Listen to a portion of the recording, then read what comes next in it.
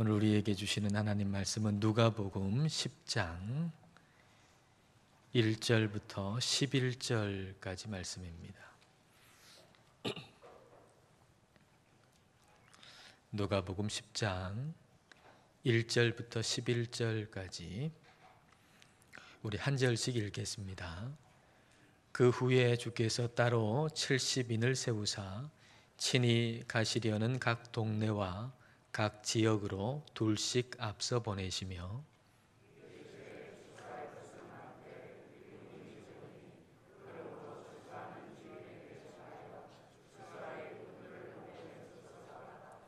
갈지어다 내가 너희를 보냄이 어린 양을 이리 가운데로 보냄과 같도다.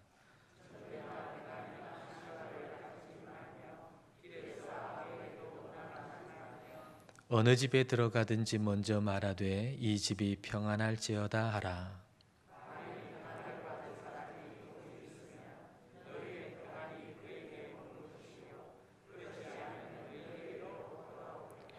그 집에 유하며 주는 것을 먹고 마시라.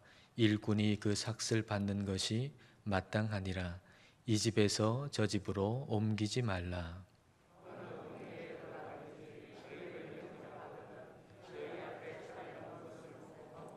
거기 있는 병자들을 고치고 또 말하기를 하나님의 나라가 너희에게 가까이 왔다 하라.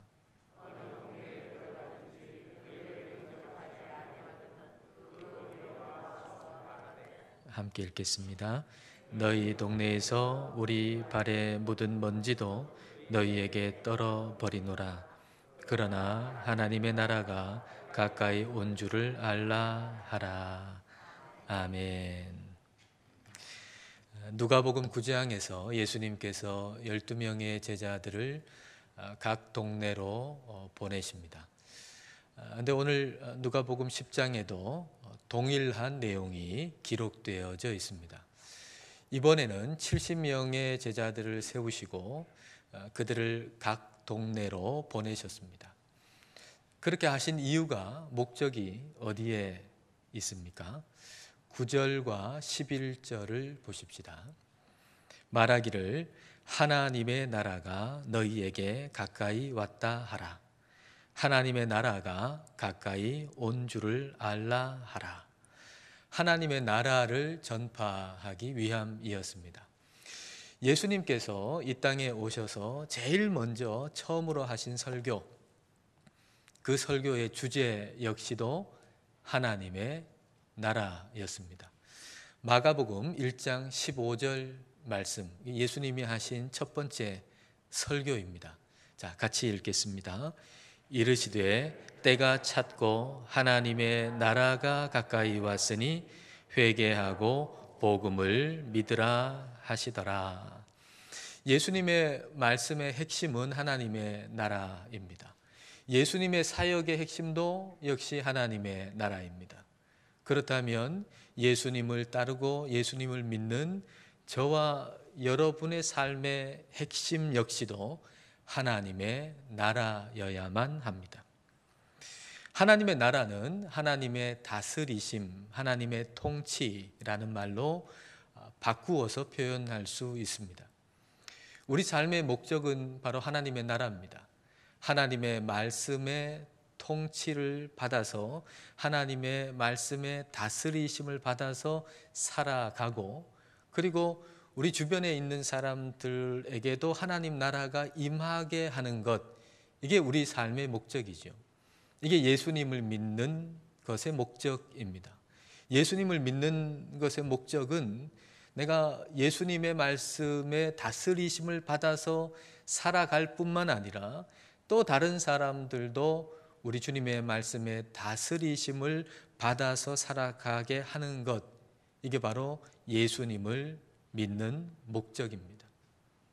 예수님을 믿는 목적이 무엇인가 라고 하는 것을 우리가 분명히 하고 살아야만, 그래야만 우리가 불필요한 불신을 없앨 수 있습니다.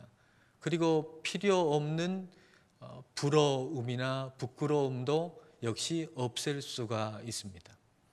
만일에 우리가 예수님을 믿는 목적이 내가 원하는 것 이루어지는 것이다 라고 생각한다면 어떻게 될까요?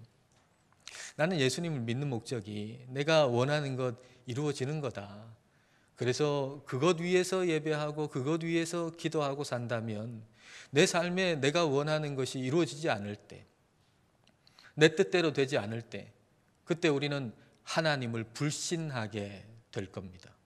그리고 다른 사람은 다 가지고 있는데 나한테 그게 없을 때, 그때 그 사람을 부러워하게 되고 시기하게 되고, 그리고 내가 예수님을 믿는다라고 하는 것을 부끄러워하게 될 겁니다. 우리가 예수님을 믿는 목적, 우리가 사는 목적은 바로 하나님의 나라입니다. 이 하나님의 나라를 전하게 하시려고 우리 하나님은 저와 여러분을 이 땅에 보내신 것입니다. 자, 3절 말씀을 보십시오.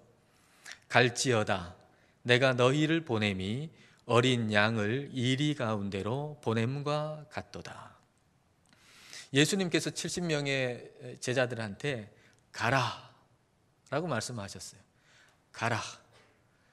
그런데 이 제자들이 각 동네로 가는 그 모습이 마치 어린 양을 이리 가운데로 보내는 것과 같다. 그렇게 예수님이 말씀하셨습니다. 우리는 하나님 나라를 전파하기 위해서 어려운 곳으로 보내진 사람들입니다. 저와 여러분들은 쉬운 곳에 보내진 사람이 아니라 하나님 나라를 전파하라고 어려운 곳에 보내진 사람들입니다.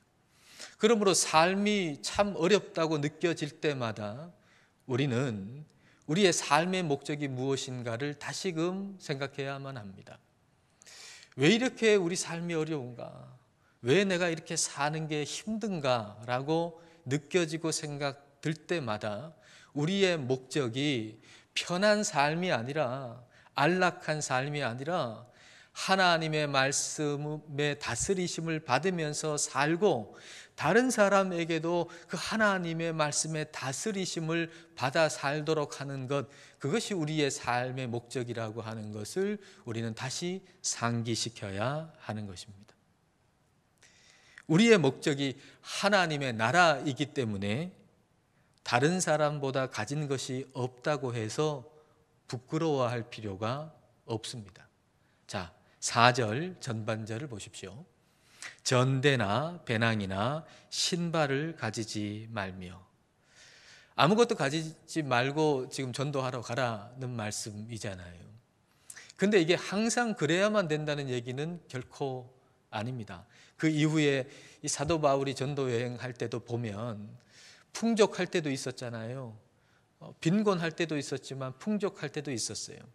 그러니까 이 말씀은 항상 아무것도 없어야 된다라는 말씀이 결코 아닙니다. 하나님 나라를 전하는 임무를 위해서 아무것도 가지지 않고 가야 할 때가 있다는 얘기죠. 그러면 또 반대로 얘기하면 하나님의 나라를 전하는 임무를 위해서 어떤 때에는 풍족할 때도 있다는 얘기입니다. 그러므로 우리가 풍부하냐 아니면 빈곤하냐, 아주 고급 빌라에 사느냐 아니면 그렇지 않느냐, 초라한 집에 사느냐, 아주 비싸고 좋은 자동차를 몰고 다니느냐 아니면 그렇지 않느냐에 따라서 다른 사람을 판단하거나 우리 자신을 판단하는 일은 없어야 한다는 얘기입니다. 우리는 그 모든 것을 하나님 나라를 전하는 임무라는 차원에서 볼 수 있어야 한다는 얘기죠. 그게 하나님 나라가 임한 사람입니다. 하나님 나라가 내게 임하면 그 모든 것을, 우리가 눈에 보이는 어떤 형편들을 하나님 나라를 전하는 사명이라는 관점에서 볼 수 있게 되는 겁니다. 그런 의미에서 사도 바울은 하나님의 나라가 온전하게 임했던 사람이라고 말할 수가 있습니다. 빌립보서 4장 12절과 13절입니다. 나는 비천에 처할 줄도 알고 풍부에 처할 줄도 알아 모든 일 곧 배부름과 배고픔과 풍부와 궁핍에도 처할 줄 아는 일체의 비결을 배웠노라. 내게 능력 주시는 자 안에서 내가 모든 것을 할 수 있느니라. 이 13절 말씀 우리가 잘 알잖아요. 이 13절 말씀을 현대어 성경은 이렇게 번역해 놨습니다. 자, 우리 함께 읽겠습니다. 내게 힘을 주고 강하게 하시는 그리스도의 도움으로 나는 하나님께서 원하시는 것을 다 할 수 있습니다. 내가 모든 것을 할 수 있다는 얘기는 내가 원하는 것 모든 것 다 할 수 있다, 이런 얘기가 결코 아닙니다. 궁핍한 상황에서도 풍족한 상황에서도 내가 모든 걸 할 수 있다라는 얘기는 하나님께서 원하시는 모든 걸 내가 할 수 있다, 그런 얘기입니다. 이게 하나님의 나라가 임한 사람의 능력이죠. 어떤 사람은 궁핍할 때에 좀 풍족해지면 하나님 원하시는 일을 하겠습니다, 이렇게 생각해요. 근데 좀 풍족해지면 궁핍했을 때보다 더 하나님하고 더 멀어져요. 근데 하나님의 나라가 임한 사람은 궁핍하든지 풍족하든지 언제나 하나님께서 원하시는 일을 할 수 있는 사람입니다. 그러면 하나님께서 원하시는 게 뭡니까? 하나님께서 원하시는 것이 바로 하나님의 나라입니다. 하나님의 나라는 하나님이 전부가 되시는 거예요. 내가 그리스도 안에서 모든 것을 할 수 있다라고 하는 이 얘기는 바로 어떤 처지에 있든지 나는 오롯이 하나님 한 분만 바라보고 살 수 있습니다 라는 얘기예요. 내게 능력 주시는 자 안에서 내가 모든 걸 할 수 있다는 얘기는 내가 예수님 믿기 때문에 내가 원하는 건 내가 다 할 수 있고 내가 다 얻을 수 있다는 얘기가 아닙니다. 내게 능력 주시는 자 안에서 내가 모든 걸 할 수 있다는 얘기는 내가 어떤 처지에 있다고 할지라도 나는 오롯이 주님만 바라보고 주님 한 분만으로 만족하고 살 수가 있습니다라는 고백인 겁니다. 하나님 나라가 임한다는 것은 하나님이 전부가 되신다는 얘기예요. 우리 예수님께서 알파와 오메가, 내 삶의 처음과 끝이 되신다는 얘기예요. 우리 예수님이 내 삶의 전부가 되시는 것, 그게 바로 하나님의 나라가 내 안에 임하는 것입니다. 지난 주간에 여러 가지 근심과 부담으로 제 마음이 굉장히 힘들고 무거웠습니다. 그냥 있어도 한숨이 저도 모르게 그냥 후 하고 나올 정도로 마음이 대단히 무거웠습니다.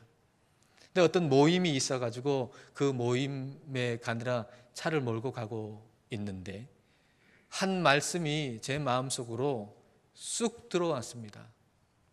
그 말씀이 무엇인가 하면 여호와는 나의 목자시니 내게 부족함이 없으리로다 라는 말씀이었습니다.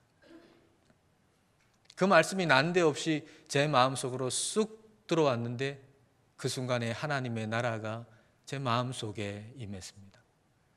그 좁은 차 안에 하나님의 나라가 임했습니다. 그래서 저를 짓누르고 있던 근심과 염려, 부담이 어느 순간 사라져버리고 제 안에 감사하는 마음, 감사의 눈물이 제 안에 있게 됐습니다. 여호와는 나의 목자시니 내게 부족함이 없으리로다. 여러분, 이 말씀이 하나님의 나라를 잘 보여주는, 설명해주는 구절이라고 생각이 듭니다. 하나님의 다스리심은 마치 그 양을 다스리는 목자의 다스림과 같습니다. 그 목자가 양이 필요한 것 다 알잖아요. 그런 것처럼 우리 하나님은 우리가 필요한 것 다 아세요. 우리가 필요한 것 다 가지고 계세요. 그분이 나의 목자시고 그분이 나의 왕이시고 그분이 자기의 독생자까지도 아낌없이 우리에게 내어주실 만큼 우리를 사랑한다면 우리에게 부족한 것이 무엇이 있겠습니까? 하나님이 전부가 되시면 내게 부족함이 없습니다.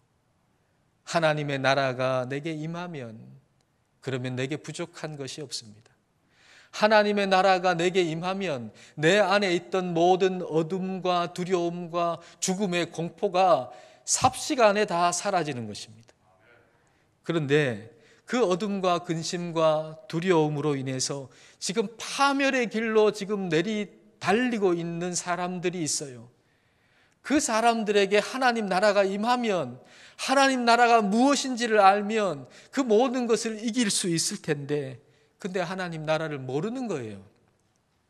그래서 우리가 사람들에게 하나님 나라를 전하는 것은 매우 긴급한 일인 것입니다. 자, 4절 하반절 말씀입니다. 길에서 아무에게도 무난하지 말며. 이것이 무슨 의미입니까?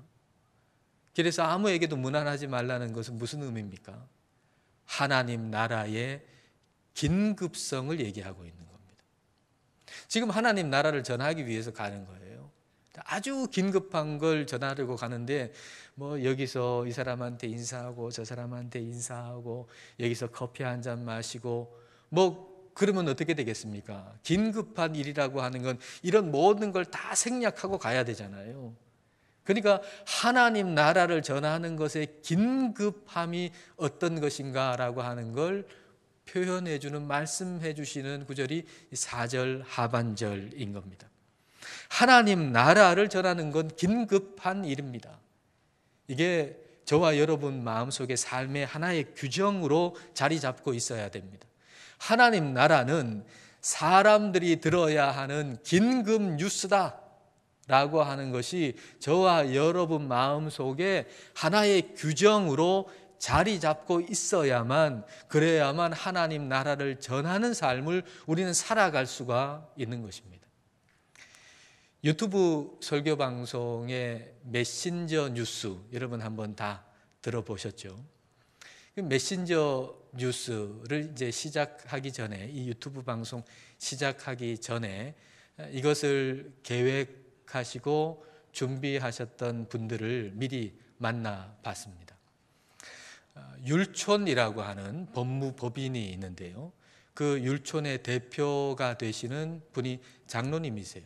이 장로님과 여러분들이 이걸 준비하고 계획을 하셨어요. 그래서 이 장로님 만나 뵙고 또 함께 일하시는 분들 만나 뵀는데, 그 일하시는 분들 중에 이제 실무를 맡은 분 중에 한 분이 이동우라고 하는 분이에요. 이동우 집사님이신데, 이분은 청와대에서도 일을 하셨고, 그리고 언론계통에서도 일을 하신 분이세요. 근데 이분이 이런 얘기를 하시더라고요. 언론계통에서 이야기되는 그런 얘기인데, 그 얘기가 뭐냐 하면 규정이 100%다라는 얘기입니다. 어떤 일을 하기 전에 그것에 대한 규정이 필요한데, 그 규정에 따라서 그 일이 이리 가기도 하고 저리 가기도 한다는 거예요. 그러니까 규정이라고 하는 것이 아무것도 아닌 것처럼 보이지만 그 규정이 전부다라는 얘기예요. 그래서 이 메신저 뉴스라고 하는 유튜브 설교 방송을 이제 준비하기 전에 하나의 규정을 만들었는데, 그 규정이 뭔가 하면 바로 말씀은 긴급 뉴스다라는 거예요. 이분이 설교를 들으면서 이 설교 방송을 내보내는 이 방송을 만들면서 만든 이 규정이 말씀이 긴급 뉴스다라는 얘기입니다. 오늘 선포된 설교 말씀은 오늘 우리에게 주시는 긴급 뉴스라는 거예요. 그냥 들어도 되고 안 들어도 되는 것이 아니라, 듣고 지나칠 수 있는 것이 아니라, 오늘 우리에게, 이 한 주간 우리에게 주시는 긴급 뉴스라는 것입니다. 여러분, 성경 말씀은 우리에게 주시는 긴급 뉴스예요. 긴급 뉴스.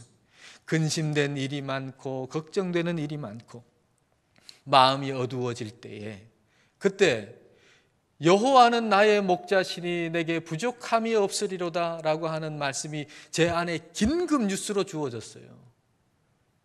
차를 타고 가고 있는 그 순간에 긴급 뉴스로 그 말씀이 주어지는 순간, 그 뉴스로 말미암아서 제 마음의 생각이 바뀌고 마음의 분위기가 바뀌고 느낌이 바뀌고 모든 것이 바뀌어 버린 겁니다.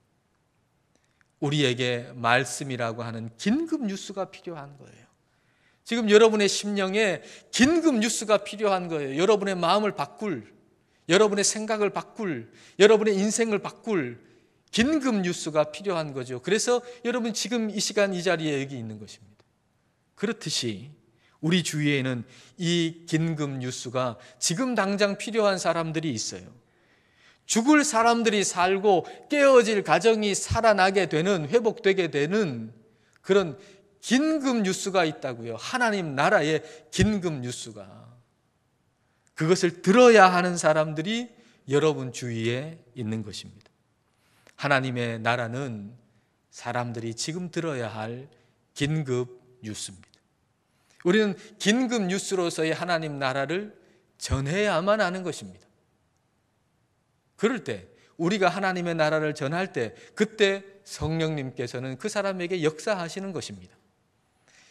경남의 사천에서 목회하시는 어떤 목사님이 쓴 책을 보니까 우리 부산의 국제시장에서 전도하던 때의 이야기가 거기 적혀 있었습니다. 국제시장에서 이제 이분이 전도를 하시는데, 이제 길을 가던 어떤 사람이 전도하는 꼴도 보기 싫고, 그리고 전도하는 그 소리도 듣기 싫어가지고 이제 손가락으로 자기 귀를 꽉 막고 거기를 빨리 지나간 거예요.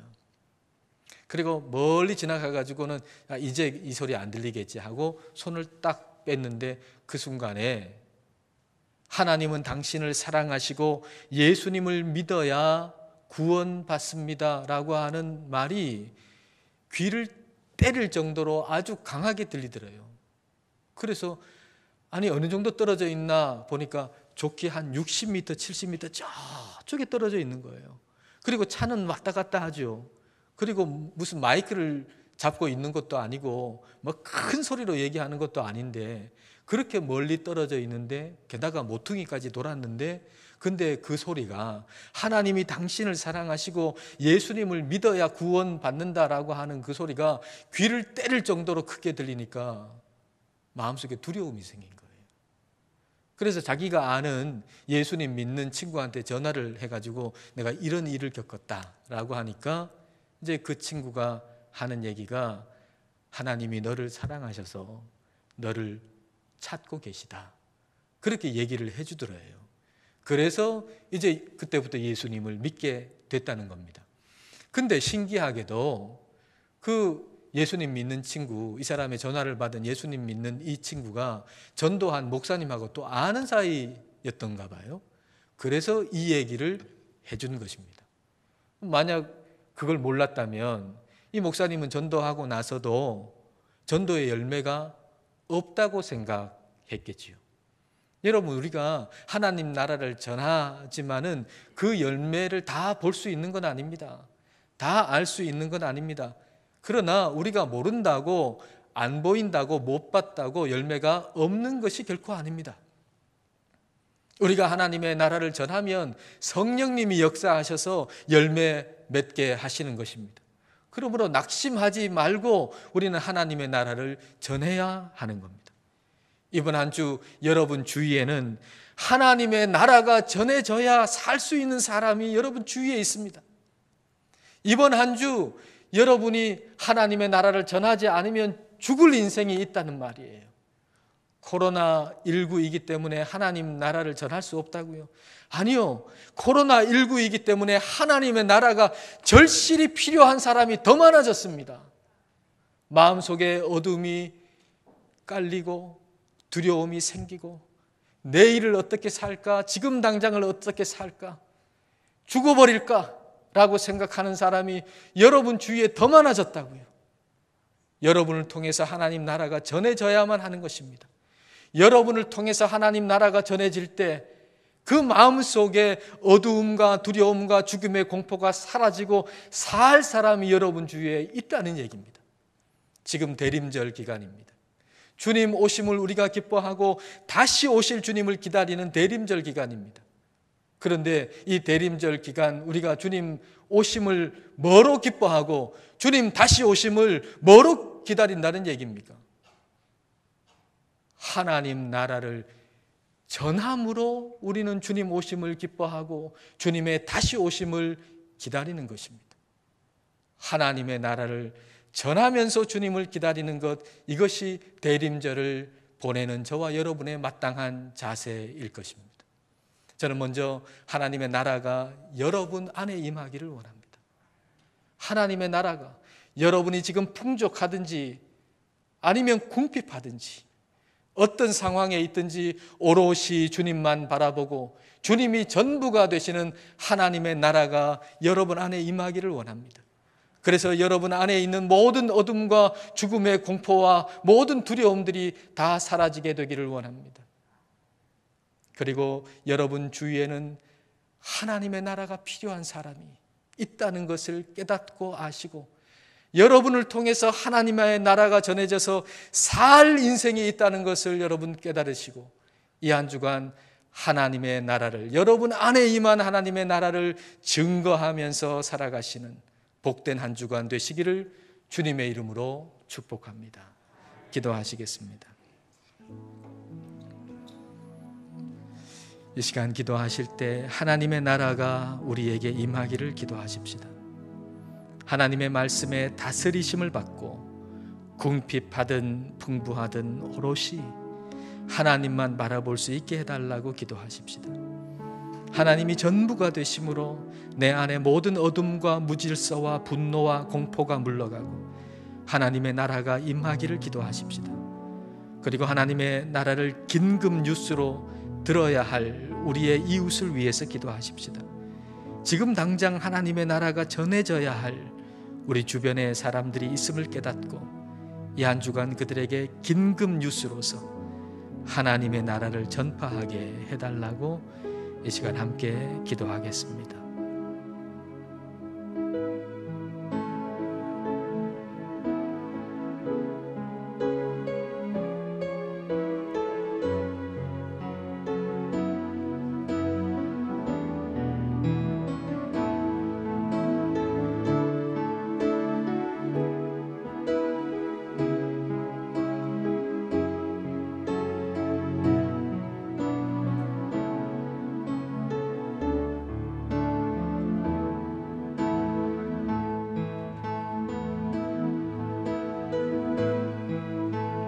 우리를 사랑하시는 하나님 아버지, 우리를 이 땅에 보내신 목적이 하나님의 나라임을 깨닫게 하셔서 감사드립니다.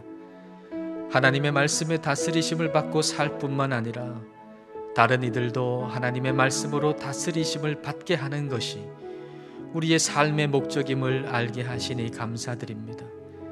그리하여 편하고 안락한 삶을 부러워하지 않고 많은 것을 가지고 있지 않은 것을 부끄러워하지 않고 오롯이 하나님을 바라볼 수 있게 하셔서 감사드립니다. 하나님의 나라를 오늘 우리에게 긴급 뉴스로 주셔서 우리에게 있는 모든 어둠과 근심과 죽음의 공포가 물러가듯이 이 한 주간 우리를 통해서 하나님의 나라를 우리 이웃에게 긴급 뉴스로 전하게 하셔서 죽을 사람이 살게 하시고 무너질 가정이 회복되게 하여 주옵소서. 하나님의 나라를 전파하면서 주님을 기다리는 복된 대림절 기간을 보내게 하여 주옵소서. 예수님 이름으로 기도드립니다. 아멘.